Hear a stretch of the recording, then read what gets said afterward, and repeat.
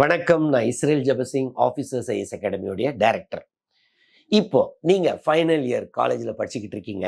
அடுத்த வருஷம் இப்போ முடிச்ச உடனே எல்லார மாதிரியும் நானும் ஐடி கம்பெனியோ இல்லை வேற பிரைவேட் செக்டரோ போகிறதுக்கு அவ்வளோ எக்ஸைட்மெண்ட் இல்லை அப்படின்னு நீங்கள் யோசிக்கிறீங்கன்னு வைங்களேன். இல்லை, இப்போதான் டிகிரி முடிச்சிங்க, இப்போ அடுத்து என்ன பண்ண, எல்லாரும் மாதிரி ரொட்டீனா பிரைவேட் செக்டர் போக அவ்வளோ விருப்பம் இல்லை அப்படின்னா, ஏன் நீங்கள் சிவில் சர்வீஸ் எக்ஸாம் ட்ரை பண்ணக்கூடாது? சிவில் சர்வீஸ்னா ஐஏஎஸ், ஐபிஎஸ், ஐஎஃப்எஸ். ஸோ அதெல்லாம் உடனே உங்களுக்கு என்ன தோணும்? அச்சோ, ஐஏஎஸ், ஐபிஎஸ், ஐஎஃப்எஸ்லாம் ரொம்ப கஷ்டமாச்சா, அதெல்லாம் நம்மளால முடியாத, அப்படிலாம் கிடையாதுங்க.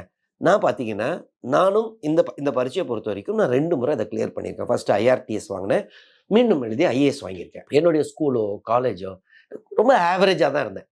ஸோ இந்த பரீட்சையை கரெக்டாக அணுகுனா இந்த எக்ஸாம் மொத்தம் எவ்வளோ தேவைங்க?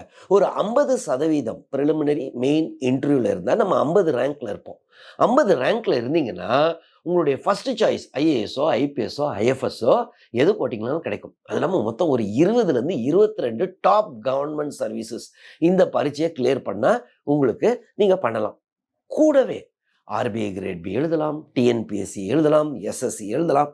ஸோ உங்களுக்கு ஒருவேளை ப்ரைவேட் செக்டர் அவ்வளோ எக்ஸைட்மெண்ட் கொடுக்கல, காலேஜில் இப்போ படிச்சுக்கிட்டு இருக்கீங்க, அப்போ ஏன் சிவில் சர்வீஸ் ட்ரை பண்ணக்கூடாது அப்படின்னு நினச்சிங்கன்னா, உங்களுக்காக இந்த ஜூலை மாதம் ஒரு கோர்ஸ் லான்ச் ஆகுது, ஆஃபீஸர்ஸ் அகாடமி.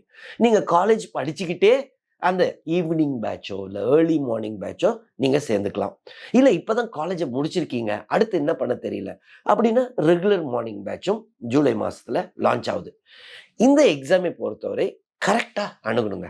ஆஃபீஸர்ஸ் ஐஎஸ் அகாடமியை பொறுத்தவரை நாங்களே இந்த 3 ஸ்டேஜஸ் ப்ரிலிம்ஸ், மெயின்ஸ், இன்டர்வியூ சக்ஸஸ்ஃபுல்லாக கிளியர் பண்ணனால அந்த அணுகுமுறை எங்களுக்கு தெரியும். என்ன பண்ணால் இந்த பரீட்சையை பாஸ் பண்ணலாம். ஆனால் ஹார்ட் ஒர்க் ரொம்ப ரொம்ப முக்கியம். பட் அந்த ஹார்ட் ஒர்க்கு எந்த டைரக்ஷனில் பண்ணணும். ஸோ ஒருவேளை உங்களுக்கு இன்ட்ரெஸ்ட் இருந்தால் நீங்கள் எங்களை அப்ரோச் பண்ணலாம்.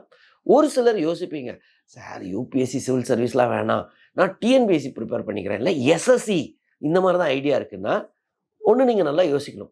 மோஸ்ட் ஆஃப் இந்த எஸ்எஸ்சி அதெல்லாம் நிறைய வேகன்சி வரும். ஆர்பிஐ கிரேட் பி, டிஎன்பிஎஸ்சி இதெல்லாம் கிளியர் பண்ணுறவங்க most of them civil service aspirant. ஏன்னா சிவில் சர்வீஸ்க்கு நல்லா ப்ரிப்பேர் பண்ணிட்டா மல்டிபிள் ஆப்ஷன்ஸ் இருக்கும். ஸோ நீங்களே உங்களை ரொம்ப அண்டர் எஸ்டிமேட் பண்ணிக்கிறதோட சிவில் சர்வீஸ்க்கு ப்ரிப்பேர் பண்ணிவிட்டு மல்டிபிள் ஆப்ஷன்ஸை யூஸ் பண்ணி பேக்கப்பாக ஏதோ ஒரு எஸ்எஸ்சியில் ஒரு வேலை வாங்கிட்டு மீண்டும் சிவில் சர்வீஸையும் ட்ரை பண்ணணும்.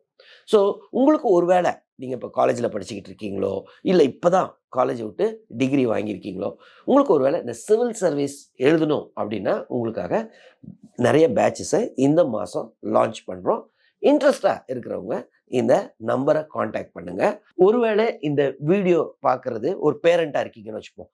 உங்களுக்கு ஆசை இருக்கலாம், நம்ம பையனோ பொண்ணோ ஏன் ஐஏஎஸ், ஐபிஎஸ், ஐஎஃப்எஸ்லாம் ஆகக்கூடாது, அதெல்லாம் அவங்களால முடியுமா, இப்படிலாம் நீங்கள் யோசிச்சிங்கன்னா, உங்களுக்கு இன்ட்ரெஸ்ட் இருந்துச்சுன்னா நீங்களும் வேணும்னா என்னை மீட் பண்ணலாம். இல்லை நம்ம கவுன்சிலர்ஸ், ஆஃபீஸர்ஸ் அகாடமி கவுன்சிலர்ஸை மீட் பண்ணலாம். இந்த எக்ஸாமை எப்படி அப்ரோச் பண்ணணும் அப்படின்னு நாங்களும் உங்களுக்கு சொல்லுவோம்.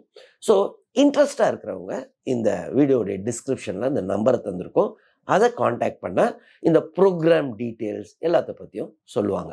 நன்றி.